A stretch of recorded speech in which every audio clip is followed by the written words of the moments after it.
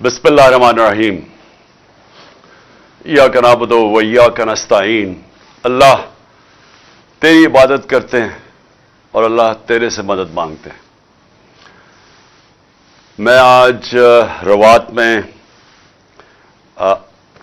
जो मेरे पाकिस्तानी आज जमा हुए हैं, मैं पहले से सबको सलाम करता हूं। और जो मेरी टीम है मार्च में जो निकली हुई है और हम कितने दिनों से ये मार्च कर रहे हैं, मैं आप सबको भी खिराज तहसीन पेश करता हूं कि ये इस मुल्क की तारीख में ये एक ऐसी पॉलिटिकल एक्टिविटी है जो कभी ऐसी नहीं हुई। कभी पहले किसी पार्टी ने इस तरह की एक्टिविटी नहीं की। और ये हमारी जो हकीकी आजादी की तहरीक है, ये शुरू हुई थी 7 महीने पहले, जब हमारी हुकूमत को एक साजिश के तहत, बैरूनी साजिश जिसके साथ मिल गए हमारे मीर जाफर और मीर सादिक, क्योंकि कभी भी बैरूनी साजिश कामयाब नहीं होती जब तक कि अंदर से गद्दार मदद नहीं करते बैरूनी साजिश को कामयाब करने की। तो उन्होंने हमारी गवर्नमेंट गिराई और तब से मैं मैदान में हूं। तब से तहरीक इंसाफ सारे पाकिस्तान के अंदर अपना मौकफ अवाम की तरफ लेके जा रही है और अवाम को जगा रही है, शऊर दे रही है। और मैं जितना भी अल्लाह का शुक्र अदा करूं वो कम है। जो मैंने इन 7 महीने में देखा, मैंने अपनी 26 साल की सियासत में ये नहीं देखा। और जो मैंने अपने लोगों को बदलते देखा, जो मैंने अपने नौजवानों को खास तौर पे, और नौजवानों वो जो कि बच्चे भी थे, 12 साल 10 साल के बच्चे, मैंने इन सबको इसमें शिरकत करते देखा।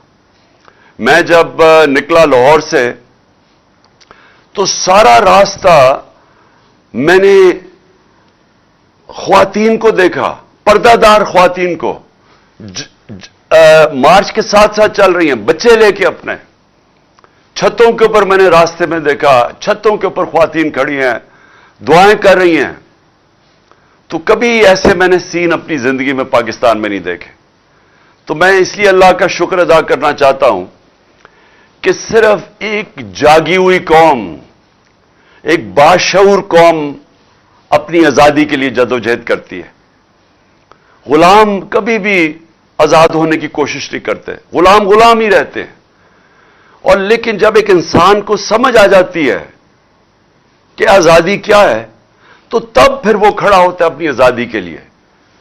तो हमारी ये जो तहरीक शुरू हुई 7 महीने पहले, सारे पाकिस्तान में हमने जलसे किए और फिर लोगों ने कुर्बानियां दी इसमें। 25 में, ये मैं कभी भूलूंगा नहीं, 25 में जो हमारे साथ जुल्म किया गया, यही जो फैशिस्ट, जो जराइम पेशा लोग जो हमारे ऊपर मुसल्लत किए, जब हमें हटा के तो जो लोगों को हमारे ऊपर मुसल्लत किया गया, ये पाकिस्तान को 30 साल से मुख्तलिफ किस्म के तौर तरीकों से ये जुर्म कर रहे थे। मनी लॉन्ड्रिंग, मुल्क का पैसा लूट के बाहर ले जाना, लोगों को मरवाना, मॉडल टाउन के अंदर दिन दिहाड़े पुरअमन एहतजाज करने वालों को कत्ल करना, गोलियां मारना पुलिस के जरिए, पुलिस मुकाबले में लोगों को मारना। ये शहबाज शरीफ के ऊपर एमनेस्टी इंटरनेशनल या ह्यूमन राइट्स वॉच में 97 से 99 तक इसके ऊपर रिपोर्ट है कि इसने कई 100 लोग पुलिस मुकाबले में मरवाए। वो जो आबिद बॉक्सर है, उसने टीवी के ऊपर आके बताया, वो जो पुलिस वाला था, कहता मेरे जरिए इसने लोगों को मरवाया। राना सनाउल्लाह के ऊपर 18 कत्ल, आबिद शेर अली का बाप कहता है इसने कत्ल किए। सारा फैसलाबाद जानता है इसको। कब्जा ग्रुप हर जुर्म में ये शरीक है। इन्होंने मिलकर 25 मई को हमारे ऊपर जो किया, घरों में गए, कारकुनों के घरों में गए, उनकी औरतों के सामने, यानी आदमियों को पकड़ पकड़ के लेके गए, बच्चों को लेके गए, थानों में रात को लेके गए। कोई हर इस मुल्क के जो हकूक, इंसानी हकूक की खिलाफ वर्जी करते हुए वारंट के बगैर घुसे लोगों के घरों में। اور انہوں نے پھر جو عورتیں بچے، یعنی ہماری جو تحریک انصاف کے جلسے ہیں، کبھی پاکستان میں ایسے جلسے نہیں ہوئے. ہماری جو پروٹیسٹ ہے، جو احتجاج ہے، ان کے پر فیملیز آتی ہیں، عورتیں بچے آتے ہیں، اوپر سے لے کے نیچے تک، انگلش میڈیم سے، اردو میڈیم سے، دینی مدرسے، سارے لوگ شرکت کرتے ہیں. اور ان کے اوپر انہوں نے شیلنگ کی، ظلم کیا، 2 لوگ شہید ہوئے، کئی زخمی ہوئے، جیلوں میں لوگوں کو ڈالا، ایف آئی آر کی بارش ہو گئی، 23 ایف آئی آر میرے اوپر کاٹی، ساری سینئر لیڈرشپ کے اوپر. جب میرے دور میں 3 لانگ مارچز کی گئی، 2 فضل الرحمان نے اور 1 بلاول نے، ہم نے تو کوئی نہیں روکا، ہم نے کوئی ایف آئی آر نہیں کاٹی، ہم نے تو ان کے سامنے کنٹینر بھی نہیں رکھے. تو ہمارے دور کے اندر پوری طرح جو آئین اور قانون ان کو اجازت دیتا تھا، ہم نے وہ کسی جگہ ان کو روکا نہیں. ہمارے تو 25 مئی کو انہوں نے کیا، اس کے بعد ایک خوف کی فضا بن گئی. ایک ڈرٹی ہیری آ گیا اسلام آباد میں، اس نے اور زیادہ ظلم شروع کیا، تشدد کیا، لوگوں پہ کیسز بنائے، سوشل میڈیا کے لوگوں کو اٹھا اٹھا کے جیلوں میں ڈالا، اور جیلوں میں بھی نہیں ڈالا، پکڑ اٹھاتے تھے، ان کو مارتے تھے اور پھر اگلے دن واپس گھر دے دیتے تھے، دھمکیاں دے کے. جو خوف کی فضا بنائی گئی، جنرل مشرف کے مارشل لاء میں جیل میں گیا، وہاں میں نے ایسا نہیں ظلم دیکھا اس کے دور میں. جو انہوں نے جس طرح ہمارے اوپر جو اسٹیٹ کو پوری طرح اس کا جو ظلم ہمارے اوپر کیا، ہمیں ایسے لگا ہم پاکستانی نہیں ہیں. میں جس کو یہ قوم 50 سال سے جانتی ہے، وہ پاکستانی 50 سال سے جانتی ہے قوم. ہر قسم کا پاکستان کا سول ایوارڈ مجھے ملا ہوا ہے. دنیا میں مجھے جانتے ہیں کہ پاکستان کو میں ریپرزینٹ کرتا تھا. مجھے انہوں نے اس طرح رکھا جیسے کہ میں کوئی بیرونی ملک کا غدار ہوں.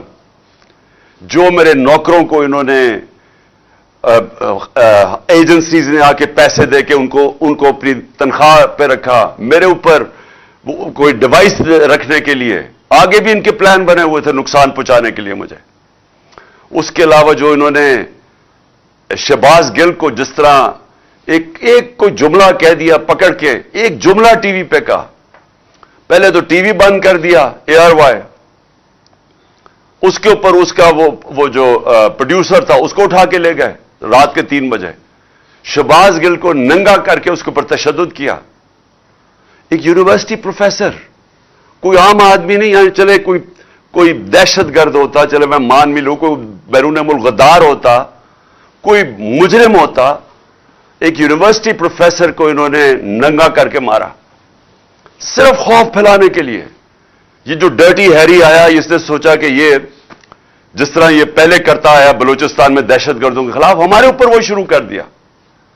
پھر اعظم سواتی سے کیا 75 سالہ سینیٹر، یہ میں آپ بتا رہا ہوں کہ یہ ہماری ملک کی تاریخ میں کبھی ایسی چیزیں نہیں ہوئی.